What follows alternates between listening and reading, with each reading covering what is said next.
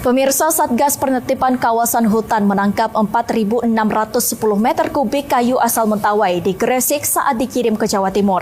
Sementara perusahaan pemilik kayu tersebut menyebut kayu yang ditangkap bukan dari aktivitas illegal logging dan telah membayar pajak ke negara. Tim Operasi Gabungan Satgas Penertiban Kawasan Hutan atau PKH mengamankan kayu yang diduga hasil illegal logging di hutan Sipora, Kepulauan Mentawai.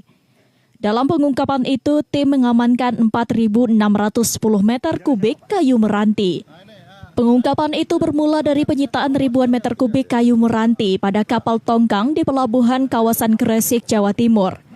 Praktik itu disebut mengakibatkan kerugian negara mencapai 239 miliar rupiah, yang terdiri dari kerugian ekosistem dan nilai ekonomi kayu.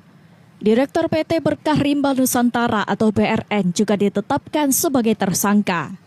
Sementara itu, pihak BRN membantah jika kayu yang diamankan adalah hasil pemalakan liar. Pihak PT BRN menegaskan seluruh aktivitas pemanfaatan hasil hutan dilakukan di areal penggunaan lain APL milik masyarakat adat kaum Tai Lelu, bukan di dalam kawasan hutan negara. Menurut penasehat hukum PT BRN, Devika Yuviandra, tudingan penebangan liar itu keliru dan tidak berdasar hukum. Mereka disebut memiliki alas hak yang sah, klarifikasi status kawasan dari instansi berwenang, serta akses resmi Sistem Informasi Penatausahaan Hasil Hutan atau SIPUH, serta memenuhi kewajiban membayar pajak kepada negara. Kan tadi sesuai dengan surat Dirjen dari Kementerian Hutan bahwa APL itu tidak ada memiliki izin, yaitu karena izinnya adalah hak atas tanah, hak kepemilikan atas tanah. Yang dimaksud untuk menjual menggunakan hak akses itu adalah untuk pembayaran pajak.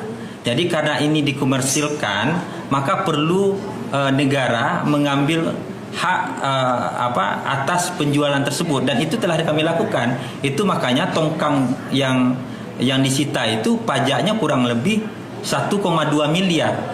Itu berdasarkan SIPUH yang dikeluarkan atau hak akses yang ada. Dapatlah kami kewajiban membayar pajak atau PT BRN membayar kewajiban pajak sebanyak 1,2 miliar dari total kubikasi yang diangkut yang berada di tongkang tersebut. Artinya kalau membayar pajak tentu kita legal dong ya? Ya legal, kalau nggak mungkin kan. Kalau kayu kita berasal dari yang ilegal kemudian kita bisa bayar pajak, kan nggak mungkin gitu. Kan itu menjadi keanehannya. Kayunya dikatakan ilegal tapi pajaknya diterima gitu. Nah, itu makanya yang menjadi perdebatan kami di sini. Dasri Reta Hadisuri, Padang TV.